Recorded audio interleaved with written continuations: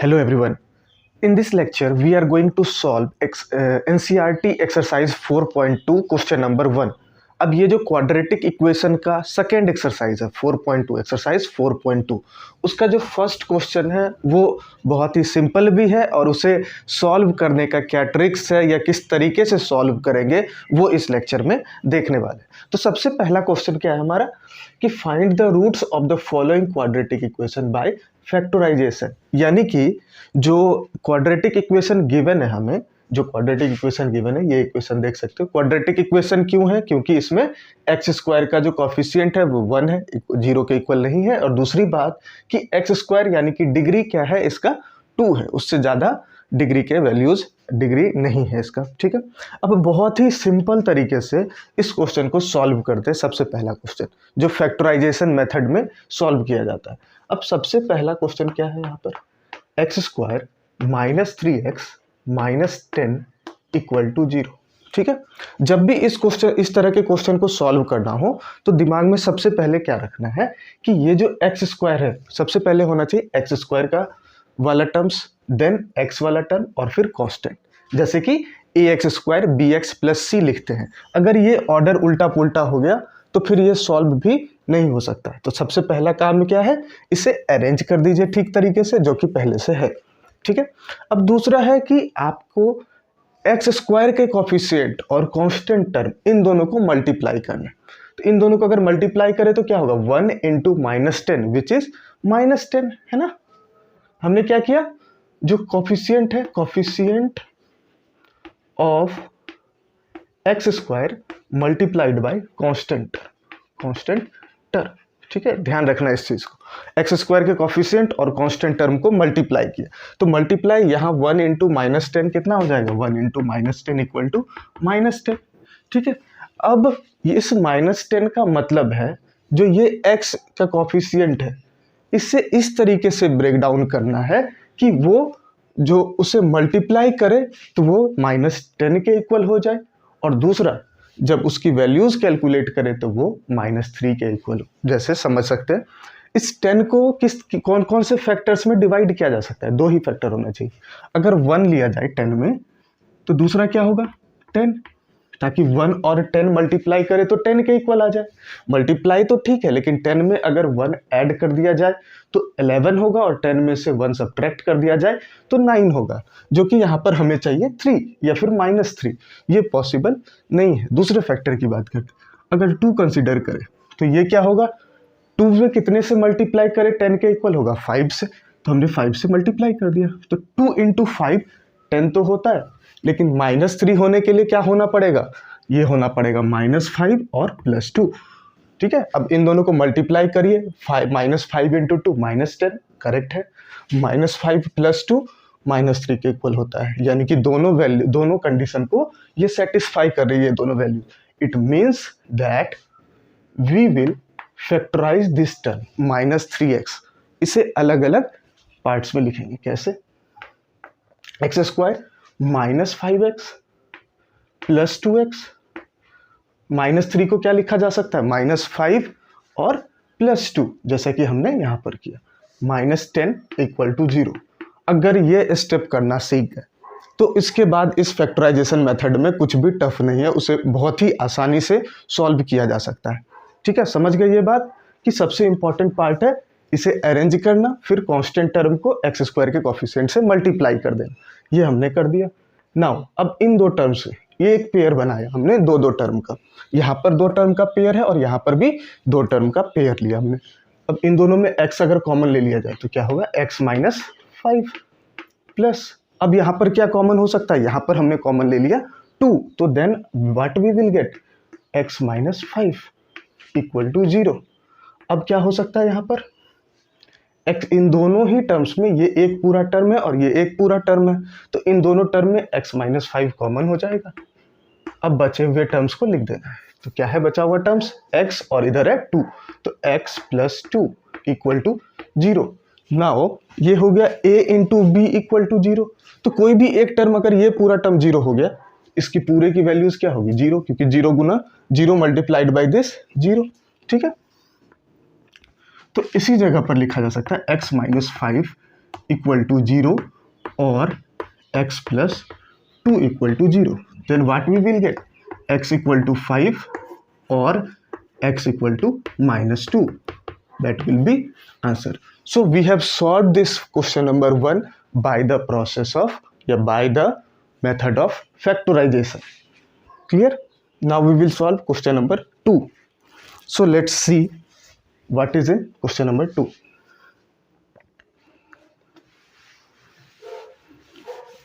अब देखिए question number 2 में क्या है, ये भी बहुत ही सिंपल है. क्या है? 2x square. Question number 2 is 2x square plus x minus 6 equal to 0. ठीक है, तो x स्क्वायर का कॉफिशिएंट क्या है? 2 और ये है 6. तो 2 coefficient of x square multiplied by constant term. तो कांस्टेंट टर्म क्या है? -6. 2 मल्टीप्लाइड बाय -6 इक्वल टू -12. अब -12 के दो फैक्टर्स लेने हैं. कुछ इस तरीके से हो कि वो x के कॉफिशिएंट यानी 1 के इक्वल आ जाए. तो 1 के इक्वल हो सकता है 3 अगर कंसीडर किया जाए तो 3 और 4 होगा, है ना. उसमें से 3 को माइनस कर दीजिए, 4 को प्लस करिए. क्यों? क्योंकि 4 - 3 1 के इक्वल होता है और यहाँ पर x का कॉफिशिएंट क्या है? +1. अब 4 और -3 को मल्टीप्लाई करने पर क्या वैल्यूज आएंगी? -12, जो कि सही है. So we can write it as 2x square plus 4x minus 3x minus 6 equal to 0. Then again ये दो टर्म में क्या कॉमन आ सकता है? 2x will be common. So we have taken 2x as common, x plus 2 minus 3 common, x plus 2 equal to 0. Now we can solve it as x plus 2 दोनों में common है, यहाँ पर भी और इस जगह पर भी, into 2x minus 3 equal to 0. Now a into b equal to 0. So a equal to 0 करना है और b equal to 0 means x plus 2 equal to 0 और 2x minus 3 equal to 0. So here what we can get? We will get x equal to -2 और x equal to 3/2. ये 3 इधर गया 3 और 2 से डिवाइड कर दिया तो 3/2. दिस तो x की दो वैल्यूज होंगी, एक होगा -2 और दूसरा 3/2. क्लियर है? Okay, now you can take the screenshot. चलिए अब क्वेश्चन नंबर 3 सॉल्व करते हैं.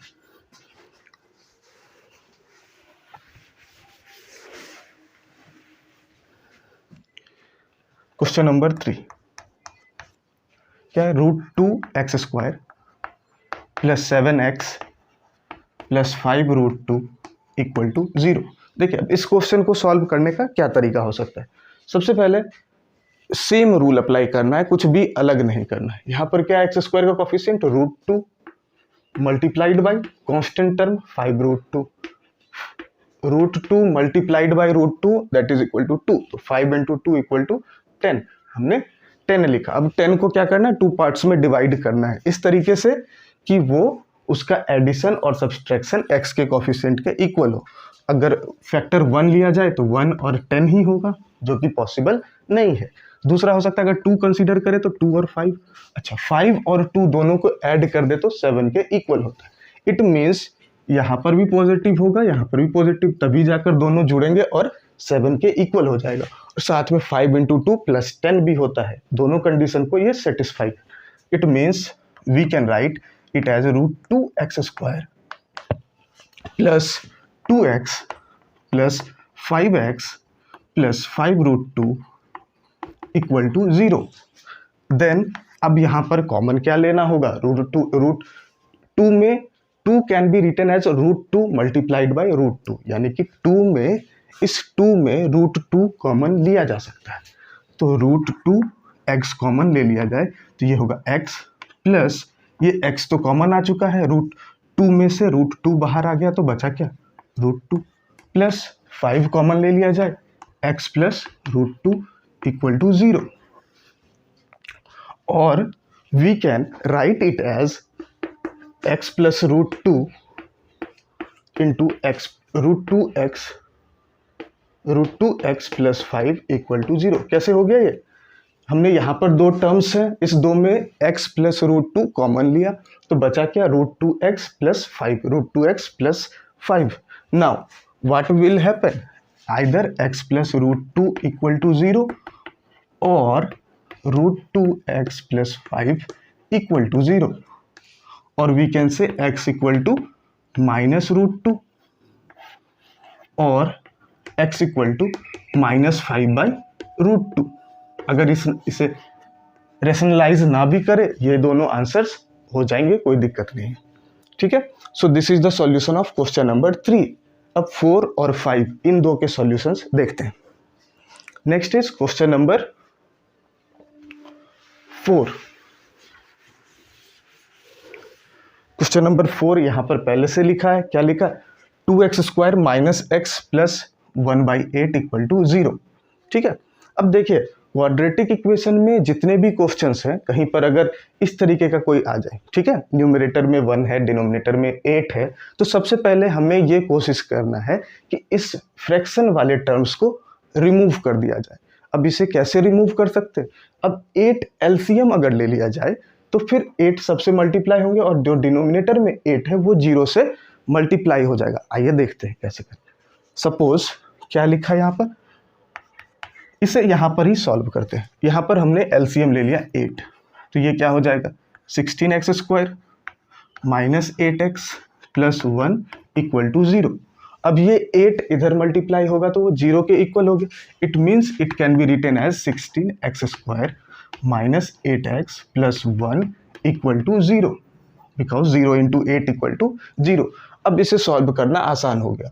एक्स स्क्वायर का कॉफिशिएंट 16 है, 1 से मल्टीप्लाई किया, ये 16 के इक्वल हो गया। अब इसके दो फैक्टर्स लेने, एक हमने ले लिया 2 और दूसरा 8। क्या ये पॉसिबल है? 8 माइनस 2 6 होता है, 8 प्लस 2 10 होता है, जो कि पॉसिबल नहीं, यहाँ पर है -8। तो 16 के और क्या फैक्टर्स हो सकते हैं? हमने लिया 4, तो 4 और 4 इंटू 4 16 है, ठीक है, ये चीज़ तो ठीक है, लेकिन यहाँ पर है -8, तो हमने यहाँ पर माइनस किया, यहाँ पर भी माइनस, तो -4 दोनों को जोड़ दिया जाए तो कितना होगा, -8 के इक्वल हो जाएगा। यानी कि it can be written as 16x square minus 4x plus 1 equal to 0। We have taken 4x as common, तो क्या बचेगा यहाँ पर हो जाएगा 4x माइनस 1, माइनस कॉमन होगा, -1 कॉमन लिया, 4x minus 1 equal to 0। Now 4x minus 1 और 4x माइनस 1 ही होगा इक्वल टू 0, यानी कि x इक्वल टू डायरेक्ट लिख सकते हैं 1/4। एक ही वैल्यू होगी, वो होगी x इक्वल टू 1/4, जहां पर ये कि अगर इसके रूट्स फाइंड करें तो यहाँ पर x की वैल्यू आएगी x इक्वल टू 1/4। ठीक है, अब नेक्स्ट क्वेश्चन नंबर 5 देखते हैं। अब क्वेश्चन नंबर 5 के अकॉर्डिंग क्या गिवन है, 100x square minus 20x plus 1 equal to 0। अब इस क्वेश्चन को एक्स स्क्वायर का कॉफिशिएंट 100 है, यहाँ पर 1 है, तो 1 into 100 that is equal to 100। अब 100 के फैक्टर्स कैलकुलेट करें, 1 और 100 पॉसिबल नहीं है, 2 और 15 नहीं हो सकता, 10 और 10 ये कंसिडर कर सकते हैं। 10 इंटू 10 होता है 100, लेकिन यहाँ पर है -20, तो -10 और -10 दोनों को जोड़ दिया जाए तो वो कितने इक्वल हो जाएगा, -20 के equal. It means 100x square minus 10x plus 1 equal to 0, taking 10x as common, तो क्या बचेगा, 10x माइनस 1, फिर यहाँ पर माइनस कॉमन लिया, 10x माइनस 1 इक्वल टू 0। ठीक है, नाउ अगेन ये फिर हो गया 10x माइनस 1 कॉमन लिया, तो 10x माइनस 1 फिर से बच गया equal to 0, means x is equal to 1/10 answer. ये दोनों एक के इक्वल है, अगर हमने 10x माइनस 1 इक्वल टू 0 कर दिया तो x इक्वल टू 1/10 हो गया। So this is the solution of question number 1 of exercise 4.2। ठीक है, अब अगर कुछ भी डाउट हो किसी भी चैप्टर के किसी क्वेश्चन में, you can ask freely in the comment, then you will get the answer in the next lecture. So thank you.